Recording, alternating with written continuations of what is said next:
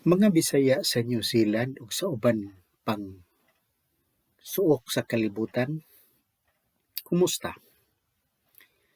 Niana usab kita dinhi sa atong laing hugna sa ato ang sayranan sa mga Bisaya sa New Zealand o mo ukiot kita sa mga tubag nga gipasupot dinhi kanato isip manlalaban sa mga Bisaya dinhi sa New Zealand. Matag adlaw lain-lain kining atong mga kaso apan usahay niini matumong gayod sa atong gitawag og specialization. Now, kini karon gikan kini sa usa ka milisa nga tuwa nahiluna sa may Bluff area.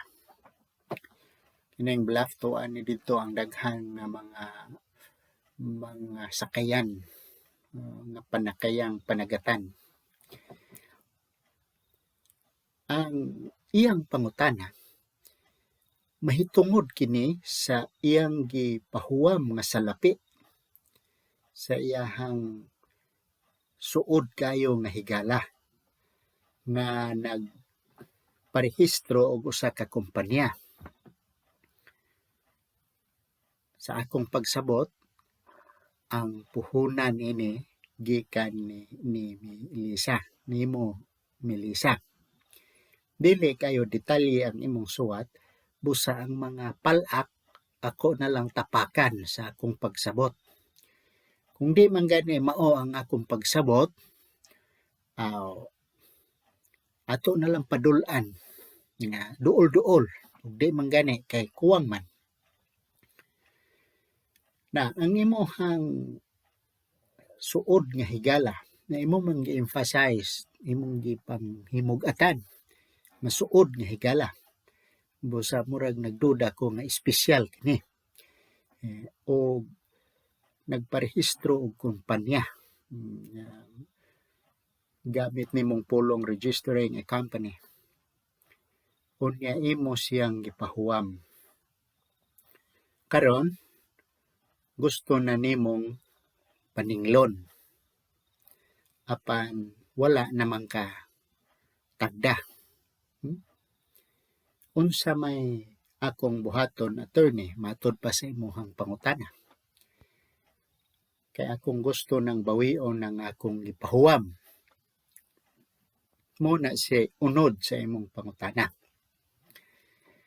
Ang problema ni Melissa, mao ang gitawag nato og separate personality. Ang separate personality, managlahi ang pagkanilalang sa usa ka kumpanya tali sa imuhang higala. Na? Muna nga og adto ni silaing abogado matumong ning pangutanaha unya wa sila ini magpakabatid, dili sila specialized aning mga korporasyon. Anang higayon na maturity na sila mubarag ng ilang panabot kay diha ra taman, di na sila kahibaw kung saan papagkuot ng mga gagmayng lungag. Apan kining imong pangutana, Melissa, adunay daghang kaayong kuwang nga gusto na kong masayran ba. Pero lisod na siya, ato na lang ng tapak-tapakan, no? Aron na lang paghatag nimo og lamdag. In kaso og masakto ang ako ang pangagpas. Wa nimo gibutang sa imong suwat og kinsay imong gipahuwam. Ang imo bang suod nga higala or ang iyaha bang girehistro nga korporasyon or company. Matud pa nimo nagparehistro og company o nagpahuwam ka. Dili klaro sa suwat og kinsa sa duha ang imong gipahuwam kay akong giingon nimo komplikado ning area sa company law gumikan kay dunay lahi nga personalidad ang kumpanya. lahi sa nagtukod niini. So mao ni nga kinsa may imong gipahuwam ang katubang imong higalang suod o katubang iyang binuhat nga kumpanya.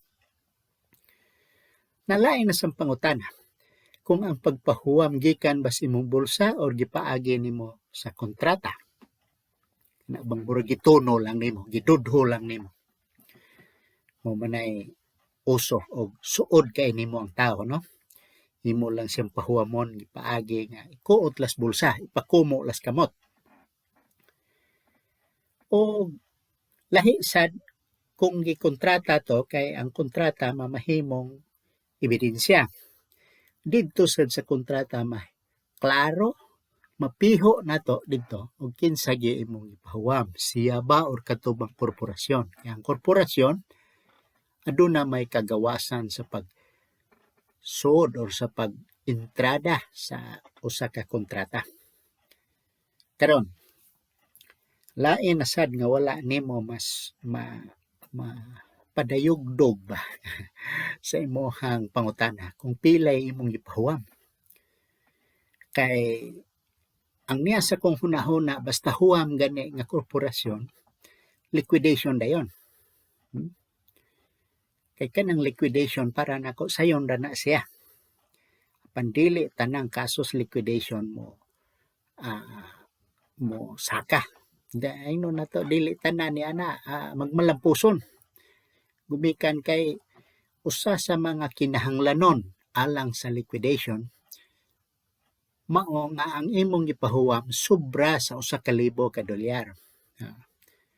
Must not be less than $1,000. Sa to pa, kung nagpahuwam kag 999 ug 99 centavos, dili ka ka-file og liquidation. Karon ang imong pangutana, unsa may imong buhaton? Unsa may akong buhaton? Unsa may akong angayan gyud nga buhaton, attorney? Una, kung ang imong gipahuwam sobra sa $1,000 ka dolyar ug ang imong gipahuwam didto gyud sa kumpanya, ang akong ikatambag nimo nga ang remedyo niini liquidation. Unsa man ganing liquidation?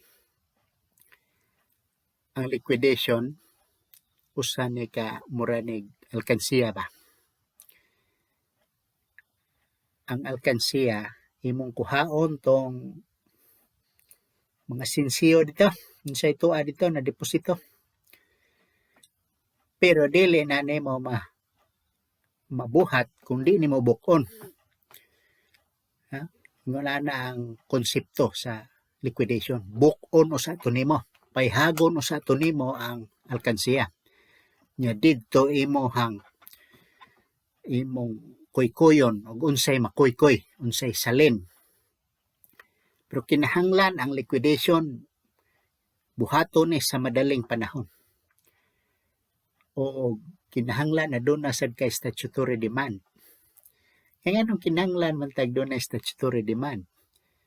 Kay maotoy ebidensya ang imong ipaningil. Ebidensya to nga dili kapabol, walay kaakuhan mo bayad ang imong ipaningil nga kumpanya. Gawas nga ebidensya kato usa na ka rekisito gikinahanglanon kana sa balaod. O sa panahon nga imo nang i-file, doon na kita mo sod na ning pari passu rule. Ang pari passu rule mao ni nga kuninitan sa lain-laing giutangan. Muna mag-ilog mo dito unsay makuha. Nang gitawag og pari passu rule, muna nga kinahanglan mubuhat kag liquidation kinahanglan quick, very quick. Do it quickly. Aron nga ang ingon pas Latin tarde venientivus usa. Ang magpalangay-langay kuno ang bukog na laiyaha. Muna bukog na lang bukog na lang di nakakakit-kit dito sa unod nga naglagatak ang sabaw. So kinahanglan nga imo nang dalion. O mao na akong ikatambag nimo nga the earliest bird catches the worm. Kinahanglan dalion nimo mo file kag statutory demand o ang imong buhaton ini liquidation. Paihago nimo ang kumpanya o didto kuhaon nimo ang unsay makuha. Pero unsaon man paagi didto sa liquidation process magtudlo kag liquidator. Ang liquidator sagad mga batid usab sa liquidation process sama sa mga accountants, mga batid nga mga negosyante, mga business person or corporate person. Muna ako ang mahatag kanimo nga ideya o daghang salamat sa imong pagsunod o pagnunot dinhi sa ato ang sayranan sa mga Bisaya sa New Zealand. Ug nagkinahanglan kag lain nga mga huna-huna mahitungod ining liquidation, suwat gihapon nga hug dress ato ang website bitang Dropbox aron tagaan ko ikaw sa proseso unsaon na siya taga tudlo i-refer ti ka og kinsay may abogado anang lugar nga mo hatag og serbisyo alang kanimo. Daghang salamat Melissa ug hinaot ko nga duna ni lamdag sa imong gipangitang kahayag. Kini ang inyong abogado ug manlalaban sa mga Bisaya dinhi sa New Zealand sa laing-laing suok sa kalibutan. Si Paul Alforque moingon hangtod sa sunod ug nuntig hapon ang laing yugto sa ato ang sayranan sa mga Bisaya sa New Zealand. Daghang salamat.